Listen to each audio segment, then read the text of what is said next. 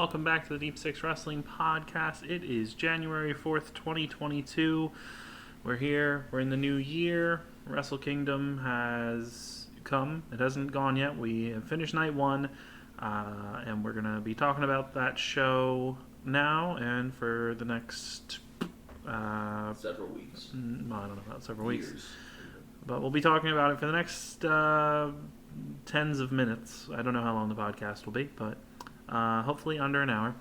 But we shall see.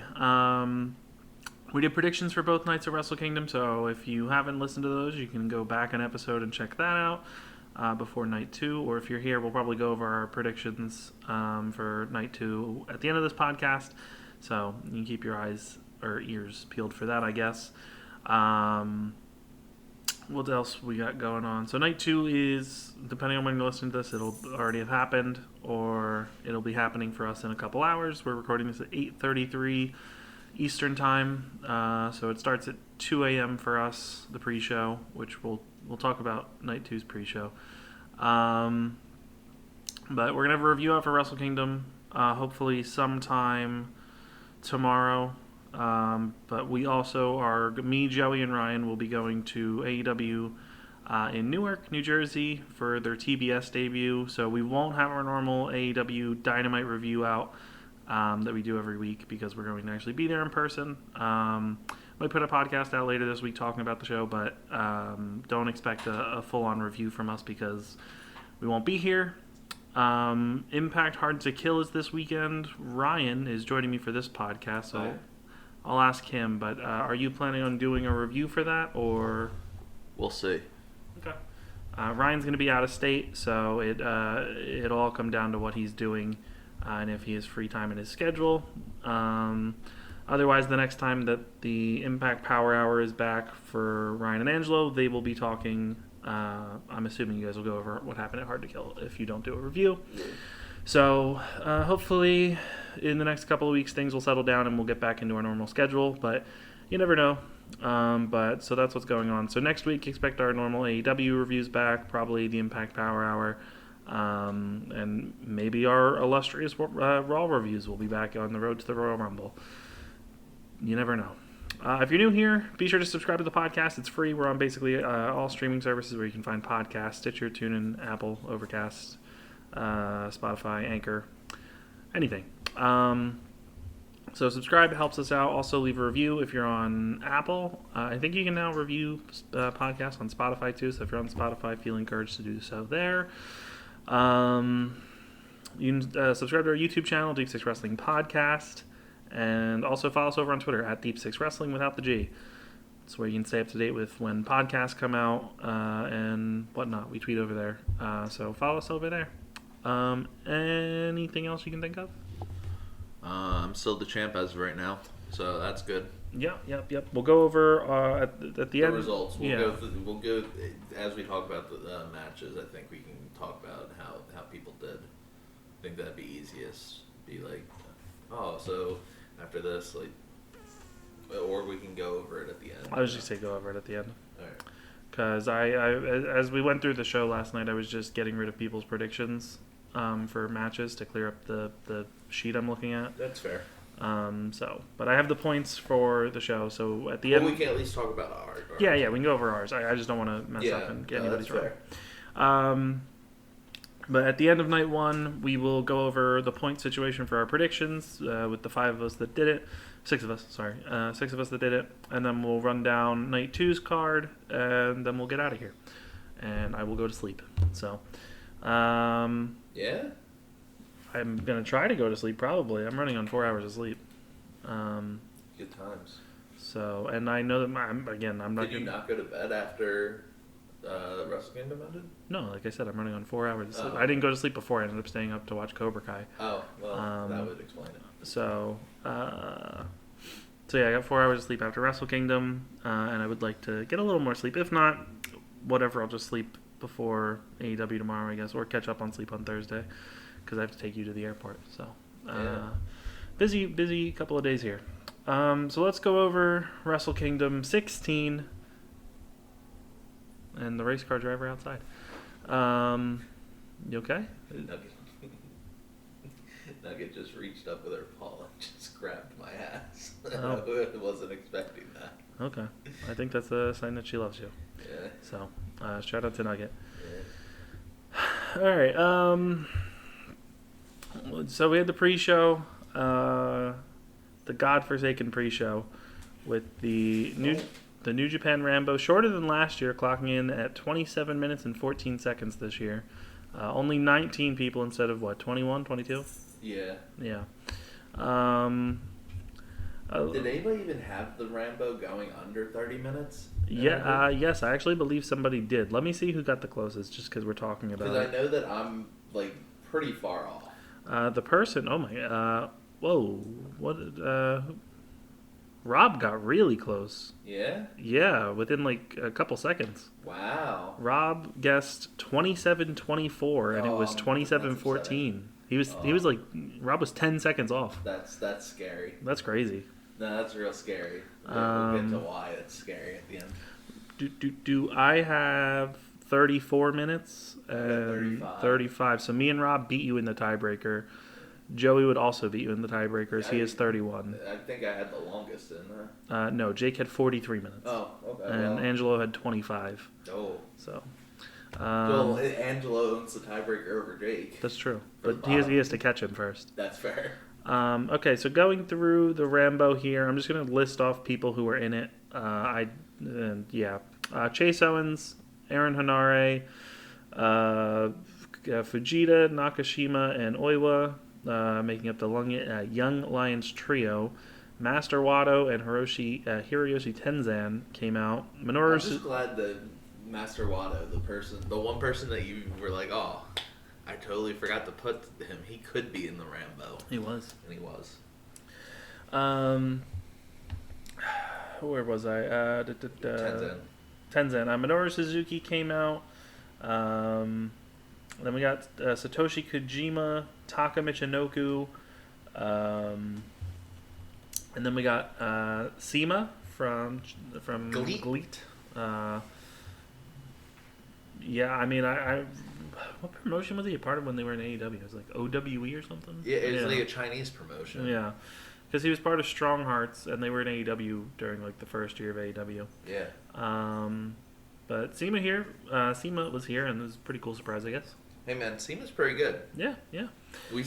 Never forget, we got to see him. We saw him live at the first AEW Philly show. Tomoaki Hanma came out. Doki, Yuji Nagata, Yoshinobu Kanemaru, and then we got Togi Makabe, who came out. And normally they dub over his theme song, but instead they just cut off all audio to the show besides commentary as he came out, which was a choice. I mean, they started with the actual theme, and then cut it off. Cut everything. No idea what this was, but and there was no thing saying at the top like they normally would do, saying we don't own the rights to the song or whatever.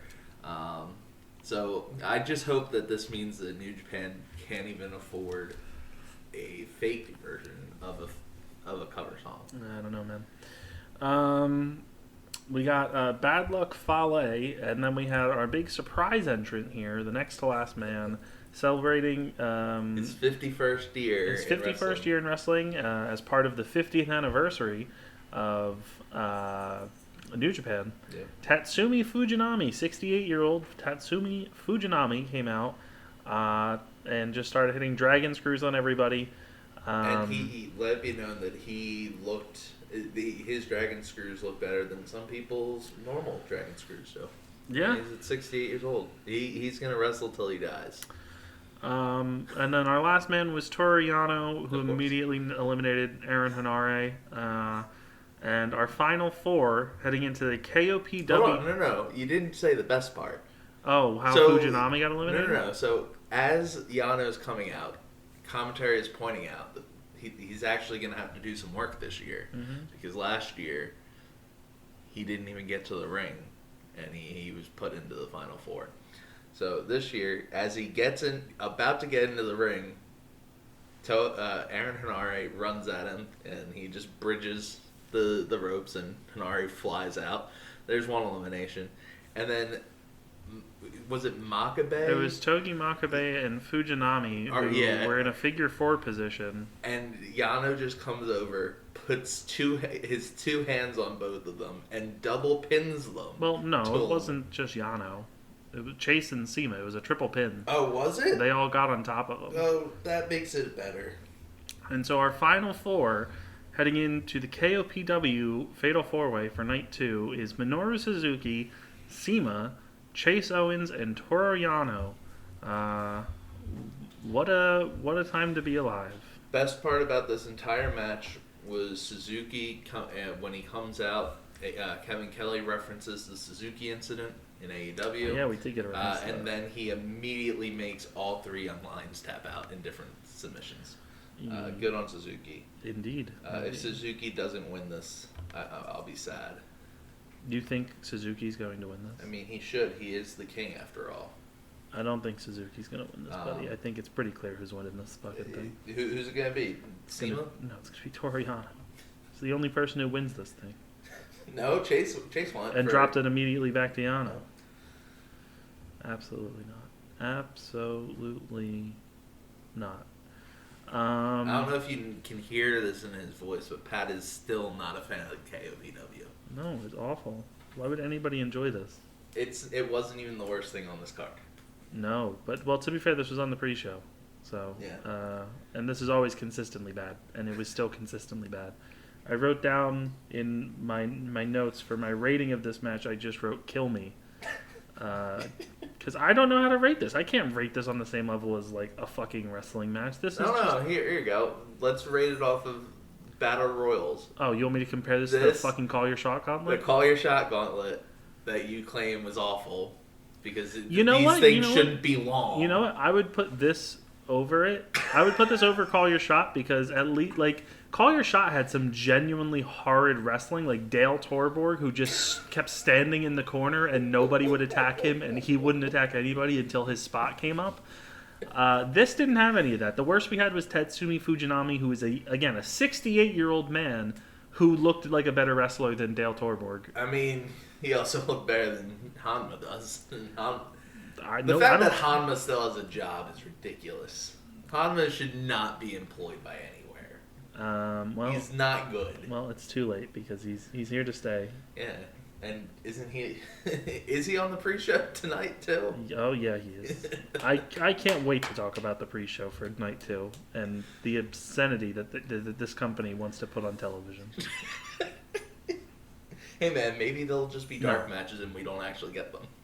You know what? I would actually prefer that. I would prefer to just get to sleep in an extra hour instead of watching 3 6-man matches because God forbid we didn't have enough 6-man matches last night. And we're not going to have enough 6-man matches tonight. We've got at least one on the main show. Yeah, but that's different. It's 2v2v2. No. There's the never open weight 6. Oh, but at least that's a title. We just had 2 random 6-man with no stakes. Who's involved? Oh, no, don't trust me. I know.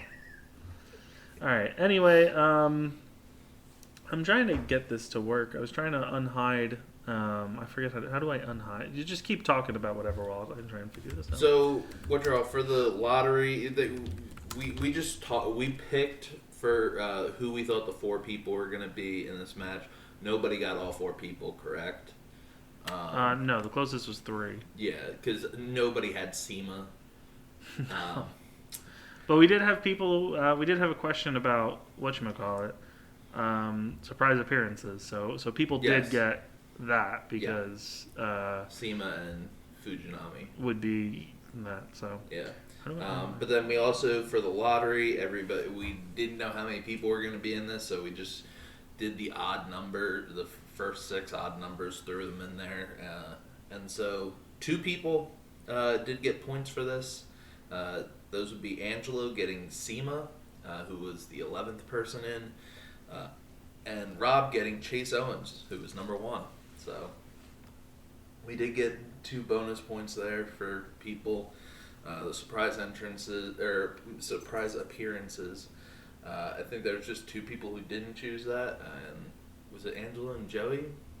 For what? Sorry. Surprise entrances or surprise appearances on the card. I figured out how to do this, so now we can actually answer this question. It was Joey and Angelo said no. Yeah. All right, so because I asked, Ryan brought this up that we can just go through the predictions. I just had to figure out how to unhide this stuff. So I asked for everybody to pick 4 people to get into the KOPW. Jake had Kanemaru, Dick Togo, Tiger Mask, and Bushi. Jake got none. Angelo chose Kanemaru, Chase Owens, Tenzan, and Bushi, so Angelo got 1. Ryan had Yano, Owens, Kojima, and Bushi, so he got 2. Joey had Yano, Chase, Fale, and Togo, so he got 2. Rob had Yano, Owens, Suzuki, and Bushi, he got 3. I had Yano, Doki, Chase, and Hanare, I got 2. So that's how that one plays out. And then Rob and Angelo obviously got the extra points. Yeah. All right, moving on to the main card, we had a special singles match. We had Sho versus Yo. Oh, do you want to talk about the opening video package with your boy? I wouldn't say Antonio Inoki's my boy, but we had Antonio Inoki in the opening video package for Wrestle Kingdom, talking about the 50th anniversary of New Japan and saying that he's hoping that he'll be able to appear in March for the actual 50th anniversary event. Despite his health issues, hoping to be in a better state than he currently is. So that's good. Despite whatever your opinions are on Inoki, I'm pretty sure it'd be a cool thing to have him there in person for the 50th anniversary. Oh, 100%. I mean, without Inoki, there is no New Japan. So, and you can say what you want about how he booked New Japan when he was Booker and stuff, but I mean, again, he helped he was the face of the company. He helped bring eyes into the company. He helped bring Westerners into the company as well. So, I mean, without him, there's no way New Japan would be as popular or as much of a strong force as it was. Yeah, no, I agree 100%. And then we got into the main card, which saw Sho versus Yo in a supposed blood feud that did not feel like a blood feud whatsoever. This was bizarre to the pacing of this match. So, I don't understand. This was easily the worst of the 2 matches that I've seen between them. This was the worst. Yeah, I agree 100%. Like their match at the when Sho first turned on Yo. The Wrestle Grand Slam, I believe. Yeah, I think so. That was fantastic, I thought. Minus the ending.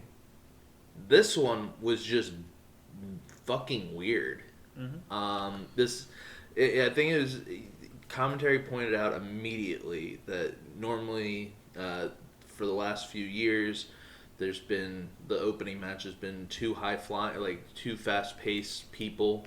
And they've listed some of the previous ones in years past with like the junior tag belts being on the line to open the show, or I think Ospreay versus Ibushi might have been for the Never title was. Mm-hmm.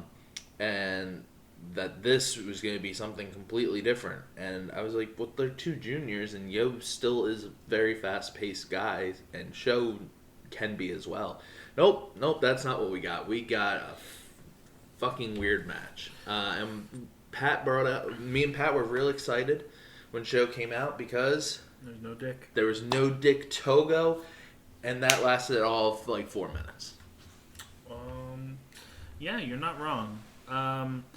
I just thought that this was a really fucking weird way to do this match. You would think that... Even just looking last year, you had Sonata and Evil in a blood feud match that also involved Dick Togo, and I thought that was miles ahead of this one. Yeah. And then had Evil in it, and everybody fucking hates Evil.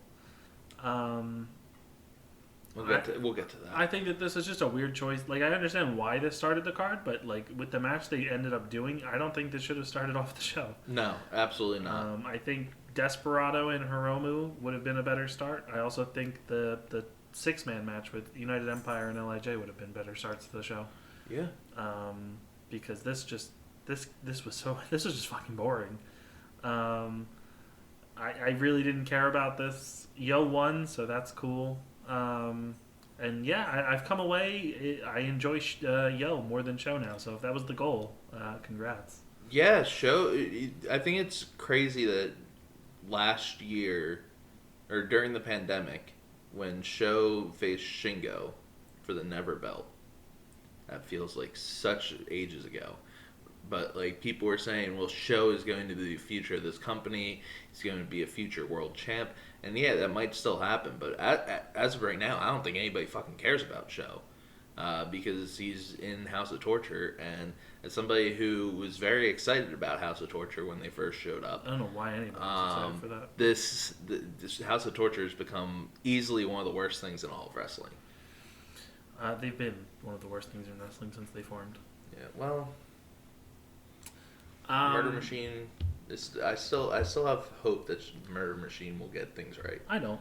Okay. No. After seeing Evil's 2020 and 2021 and how he started 2022, I have zero faith for Show. Yeah. So yeah, Yo won. I was the only person who chose Yo, so that paid off.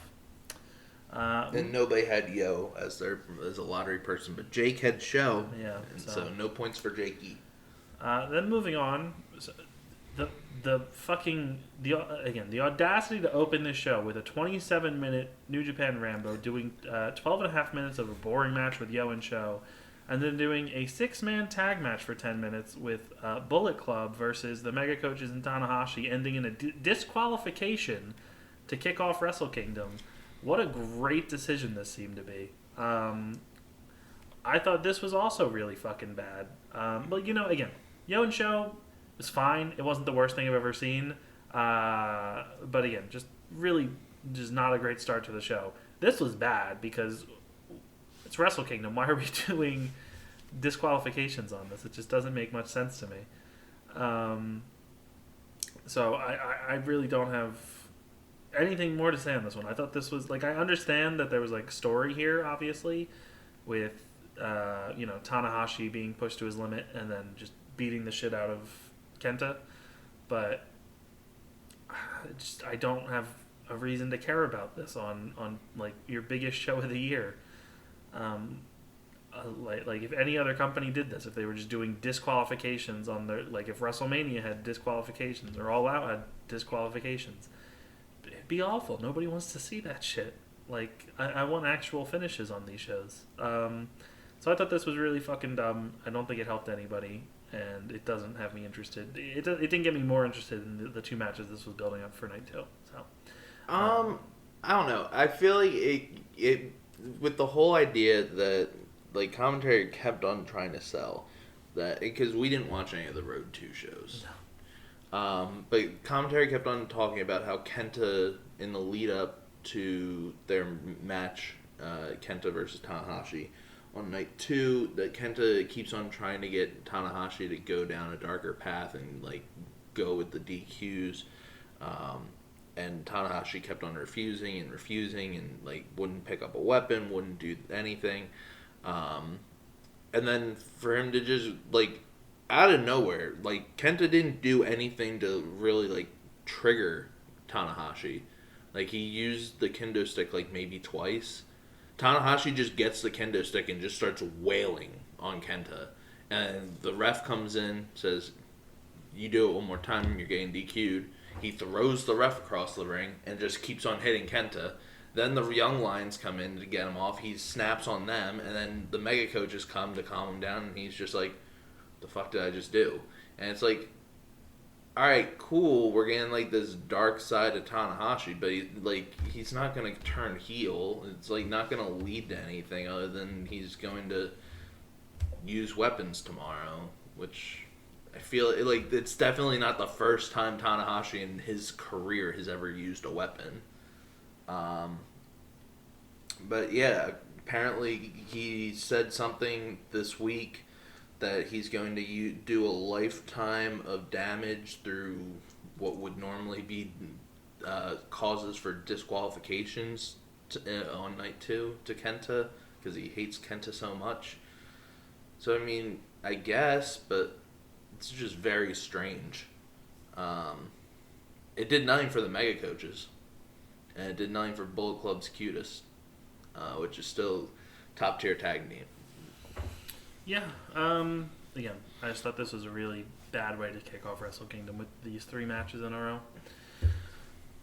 Hey, at least you had a 30-minute break in between the first match, and that didn't help.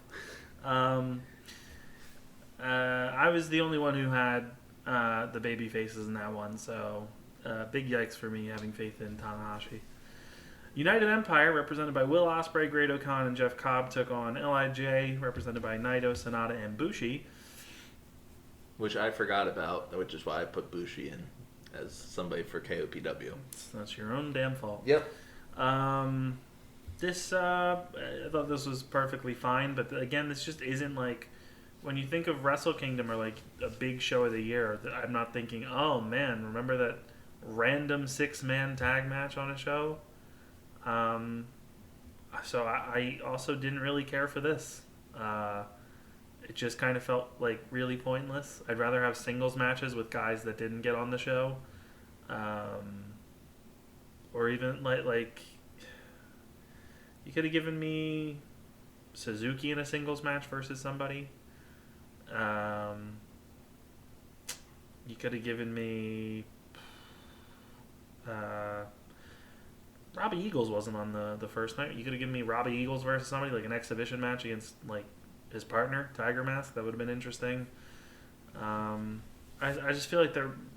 Or just do like a triple threat of like one person from each of the teams for the night. Night.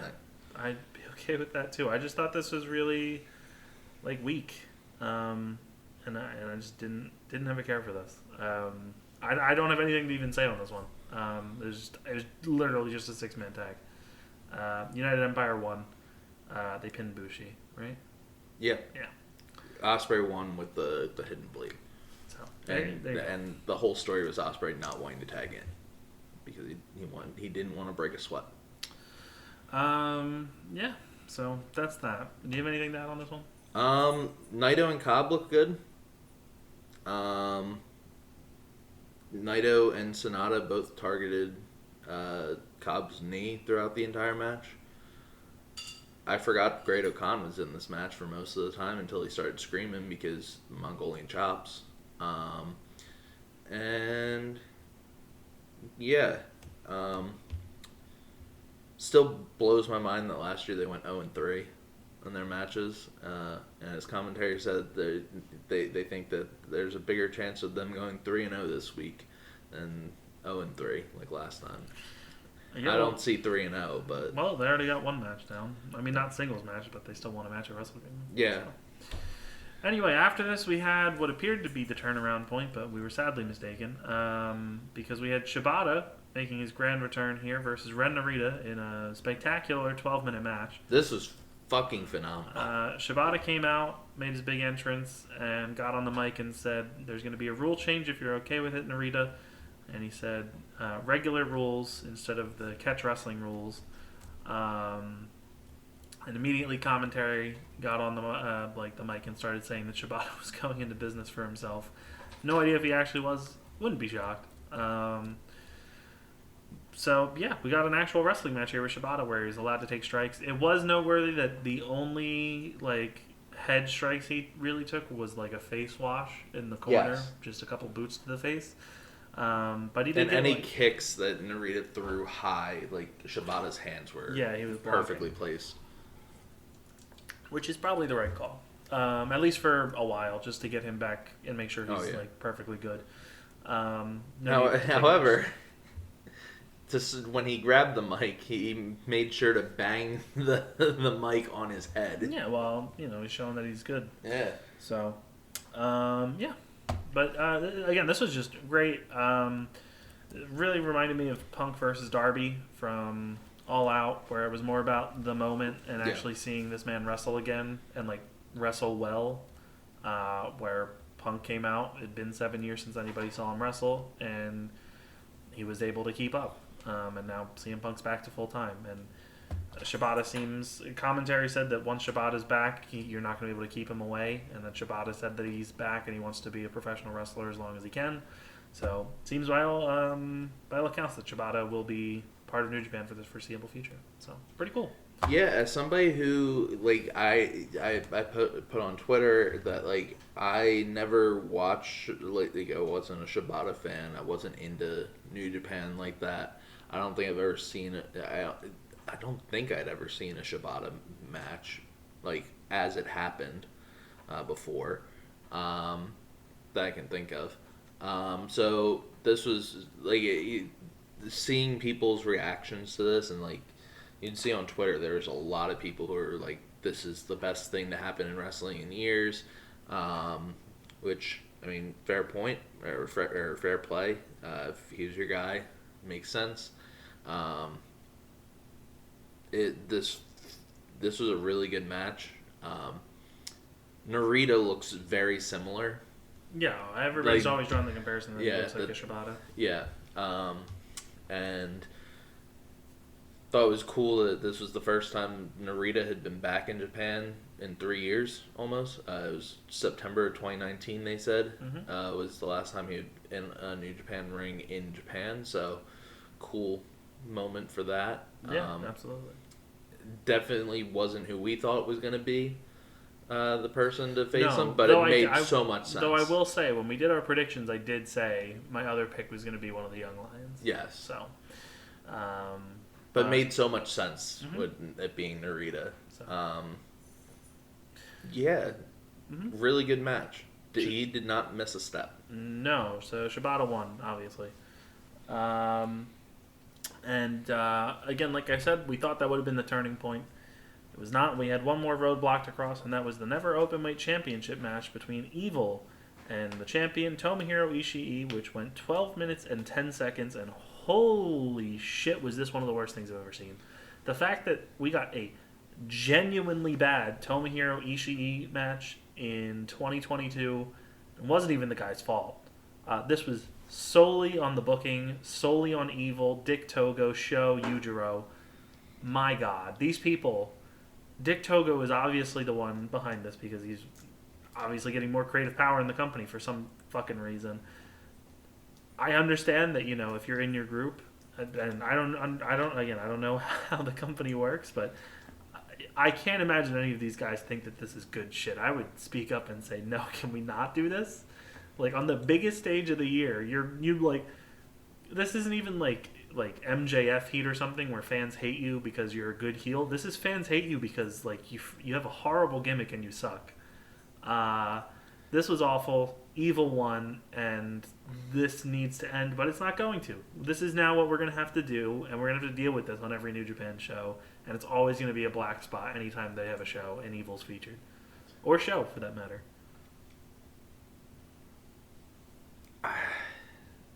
I've said it before. I was a huge Evil fan. This was fucking atrocious, dude. This was easily the worst match I think I've ever seen in New Japan. Like straight one-on-one. Like fuck the Rambos and all that stuff and the KOPW nonsense. This right here was fucking atrocious. There's like one good spot in this entire match. That was the vertical brainbuster off the top rope that Ishii delivered to Evil. But literally right after that is when the House of Torture shenanigans started up to full effect. And yeah, it's a shame. I think it's crazy that it was just a year or two ago that like we had the fantastic Shingo run in the Never title. They retired the IC belt, and we thought, okay, well, this is going to be the secondary title now. Shingo had a great run with it. Jay had a pretty good few matches with it. Who took it off of Shingo? Tanahashi, right? Mm-hmm. Yeah, Tanahashi was good. And Ishii, in his first offense, has one of the worst matches probably of his career. No fault to himself. And now we're going to get Evil going to do something with this title. And this is going to be like a title that like I don't think anybody's going to want to watch matches of. No. And people don't like the House of Torture. People don't like Evil. Commentary, Kevin Kelly and Chris fucking Carlin just take the piss out of them and clown them the entire time they're on screen because they're not enjoyable to beat. Like, no they're horrible. And they're dragging down Bullet Club, too. Yeah. Hey man, the only thing I can think of is this is going to lead to Chaos actually uniting behind Ishii and like trying to join forces to kill House of Torture, or it leads to Jay coming back and just being like, "You guys are fucking ruining Bullet Club." Who knows? Maybe that'll be the surprise we get because there's no New Year's Dash. We'll have Jay come back and just murders Evil and Dick Togo, and they're released from the company, and we go back to normal. And then they can go to WWE and they can form House of Torture over there in 2.0. They can be them and bring back Kinky Cross.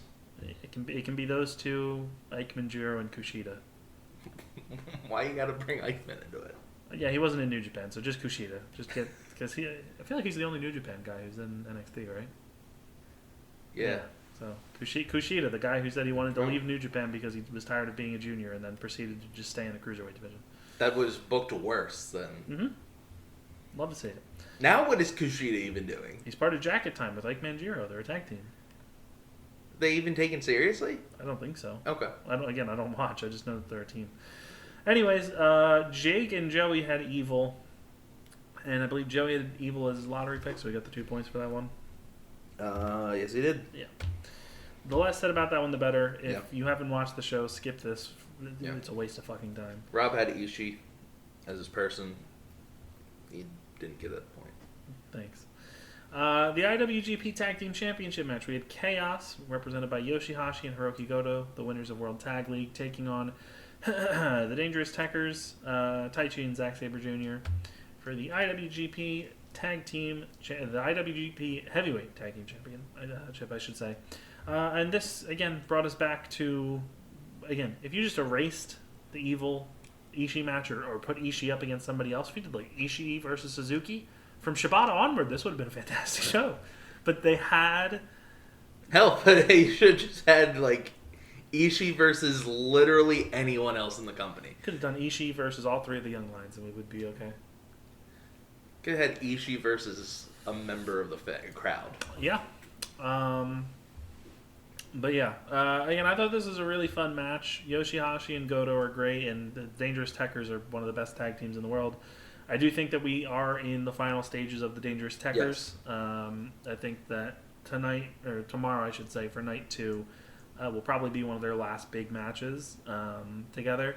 Because Chaos won here. And post-match, we had Taichi in a rare act of kindness congratulating and hugging Goto and Yoshihashi.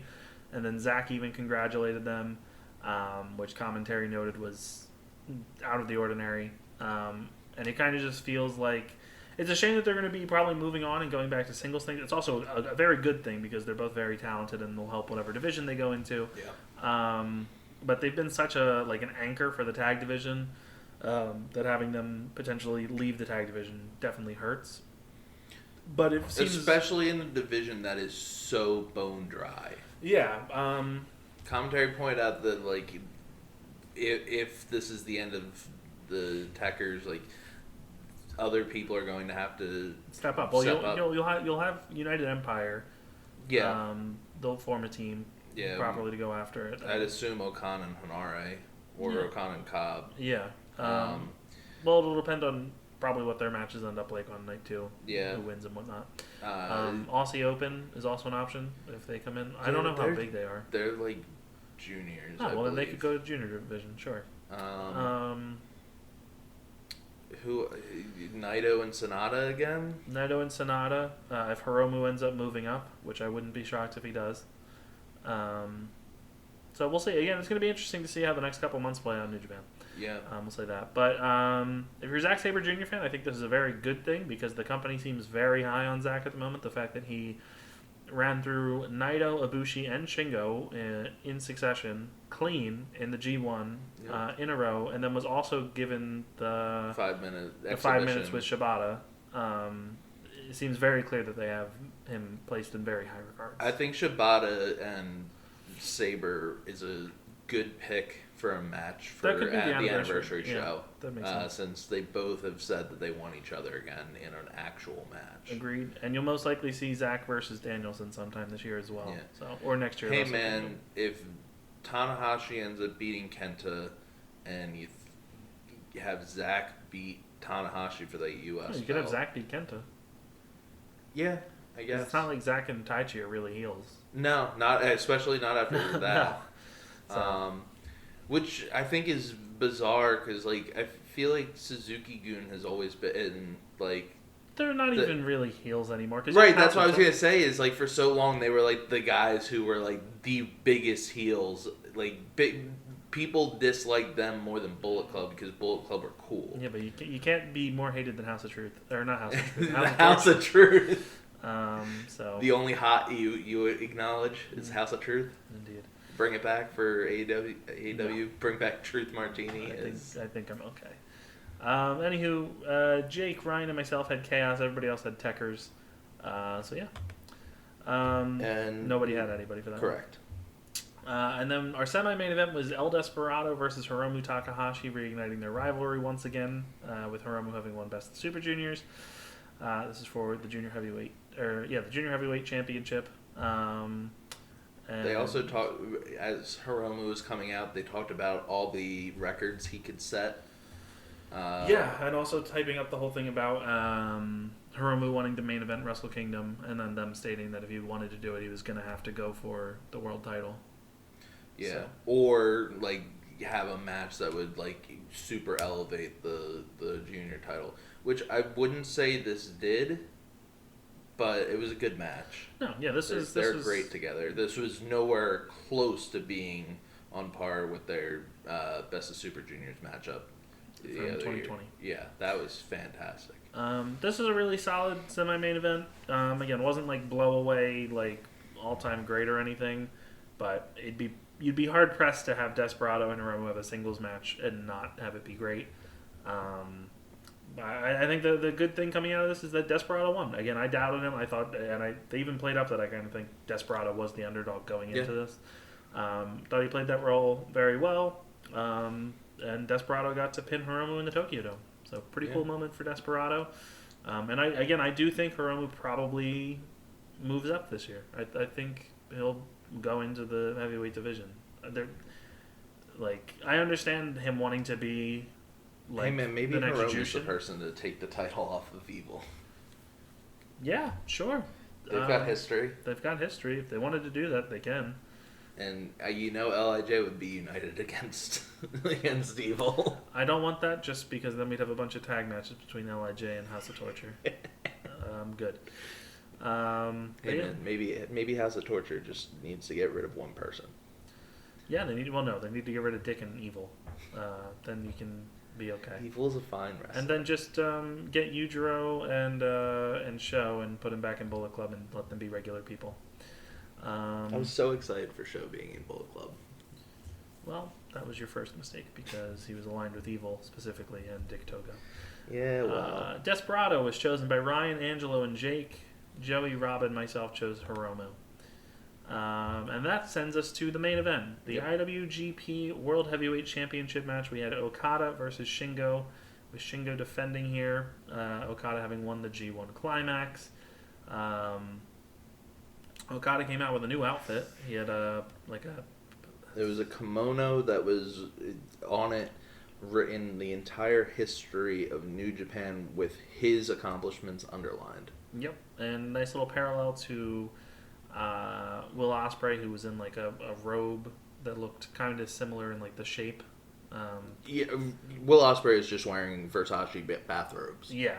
As he has pointed out on Twitter numerous times, he has spent more on bathrobes for the United Empire than Kevin Kelly makes in a year. There you go. That's a weird flex. That is a very weird flex. Anywho, this was a phenomenal main event. This saved the show from being truly forgettable, aside from Shibata, really. But Shingo and Okada went out here like they wanted to, again, save New Japan because we had Okada showing that he's in his absolute prime. Shingo went out and was the monster that he has been since years ago, really. And they just went at it and had a phenomenal match here. We got pissed off Okada, which was a nice little wrinkle that we haven't really seen before. or at least not much. We had a crazy looking, just gnarly Death Valley driver on the ramp. We had lots of drop kicks from Okada, lots of pumping bombers from Shingo, but eventually Okada he pulled through. Okada won. Okada has taken the throne back.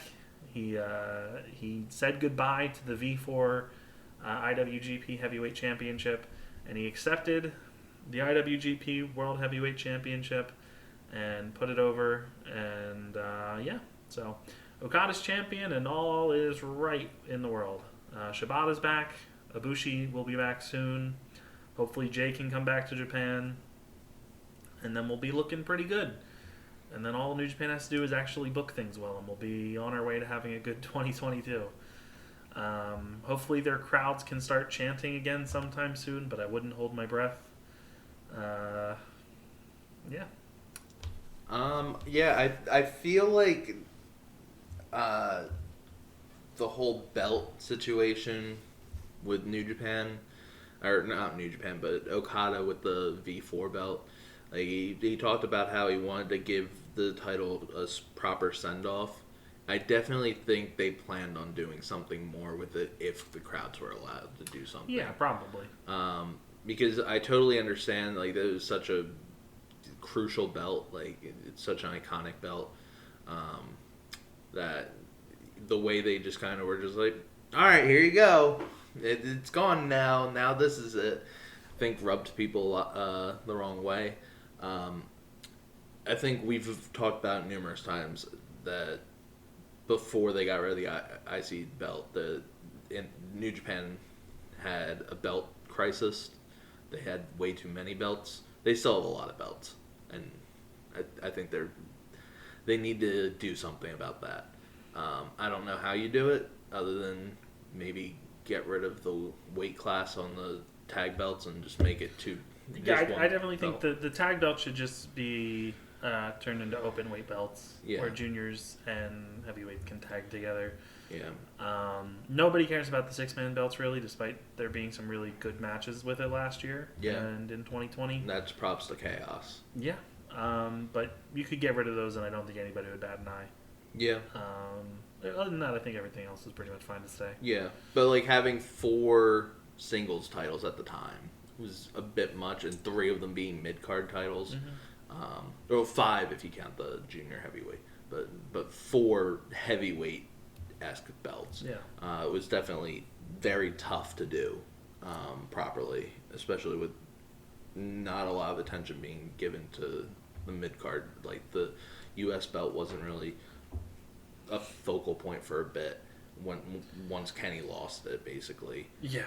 And the Never belt was basically, before Shingo got it, nobody really fucking cared about that belt either. To some extent. Yeah, so, like, the IC belt, nobody cared about it other than, I feel like, Wrestle Kingdom, because they always had, like, a good match for Wrestle Kingdom. Yeah. Anything you want to add about the actual match between Okada and Shingo? Yeah, Okada and Shingo, this is getting us again, I feel like we say it every year, and maybe it's because it's the first show, the major show of the year, but New Japan always seems to know how to book main events and have really strong match of the year candidates at Wrestle Kingdom, and feel like this is definitely going to be a front runner.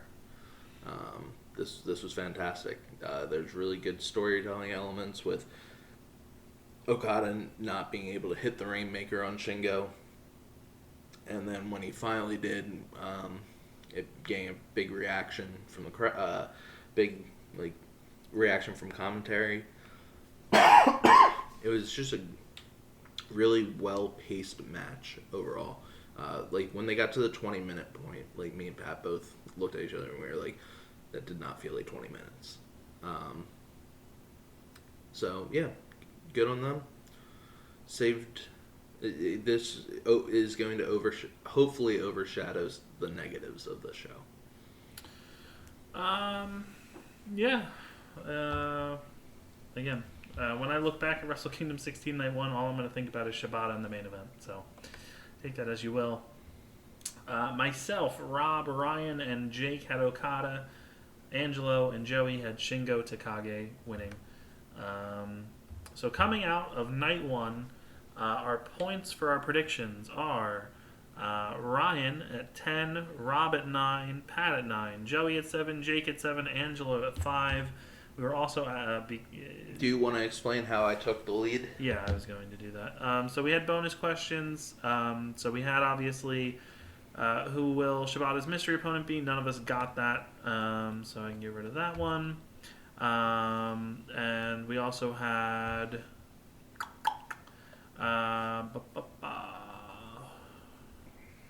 will there be any surprise appearances? Angelo and Joey said no, but we had Seema and we had Tatsumi Fujinami, so the people who said yes, which was everybody else, got a point on that one. And even if we want to throw out Inoki as the opener. I wouldn't count that. No, that does not count. Well, and then the final bonus point, which is what Ryan got today, was that there was going to be New Japan put out that there was going to be another match announced for the pre-show at 4 p.m. Japan time, the day of the show. And I checked today, and it wasn't a match. It was 3 6-man matches. So Jake guessed a junior weight match. Angelo guessed Brock Lesnar versus Trent Reznor. Joey guessed Kota Ibushi versus Master Wato. Joey guessed Togi Makabe versus Yoshinobu Kanemaru, and I guessed a Stardom match. Ryan guessed Hiroyoshi Tenzan, Satoshi Kojima, Togi Makabe, and Honma versus Suzuki, Zack Sabre Jr., Desperado, and Taichi, which means that Ryan is the closest because our pre-show matches, the 6 of them, or not the 6 of them, I would kill myself. Oh, God. The 3 of them. Don't give them ideas. The 3 of them, whoopsie, are as follows. We have Honma, Makabe, and Nagata. That's 2 of Ryan's people that he guessed versus Bad Luck Fale, Jado, and Gato. That sounds horrid. Tenzan, Kojima, and Wato. Those are 2 of his other people. Versus Taka Michinoku, Desperado, and Kanemaru. We had Desperado listed as somebody. And Hiromu, Bushi, and Shingo versus Doki, Sabre, and Taichi. And he had Taichi and Sabre listed as well. So Ryan got the closest, so I gave Ryan a point for that one. So I can get rid of that one as well, because I don't need that taking up space, because it takes up a lot. So, night 2 of Wrestle Kingdom, just going to run through the card. So we have the KOPW Fatal 4-Way, which is Seema, Minoru Suzuki, Chase Owens, and Toru Yano. Our predictions, Jake, Angelo, and Joey are eliminated because Jake and Angelo had Bushi, Joey had Bad Luck Fale. Ryan, Rob, and myself all have Yano, so we're all still in for a point on this one. The IWGP Junior Heavyweight Tag Team Championship match is split with Jake, Angelo, and Ryan having El Phantasmo and Taiji Ishimori, Joey and Rob having Robbie Eagles and Tiger Mask retaining, and myself having the Mega Coaches winning and becoming the 69th IWGP Junior Tag Team Champions. Our Stardom Tag Team match is Tom Nakano, I think is how it's pronounced. Saya Kamitani, Mayu Iwatani, and Starlight Kid facing off against each other. In a tag match, everybody but Jake has Mayu Iwatani and Starlight Kid. House of Torture versus Chaos in a 6-man tag team championship match. Everybody has House of Torture. We have a special singles match, Sonata versus the Great Khan, which is a split one here. We have... Why is this acting weird? There we go. Ryan, Angelo, and Jake have Sonata. Rob, Joey, and I have the Great Khan. Tetsuya Naito versus Jeff Cobb. Ryan is on an island, choosing Jeff Cobb. Kenta versus Tanahashi in a no DQ match for the IWGP US Heavyweight Championship. All of us have Kenta. In the main event, we have Kazuchika Okada versus Will Ospreay. Jake, Rob, and myself have Kazuchika Okada. Angelo, Joey, and Ryan have Will Ospreay.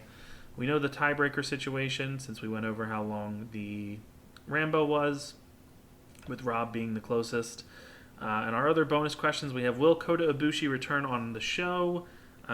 Jake says no, everybody else says yes. Will Jay White make a surprise appearance on the show either night?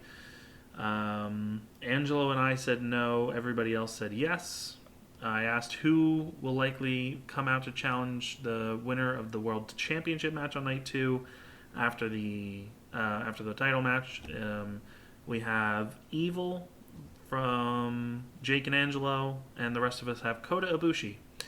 And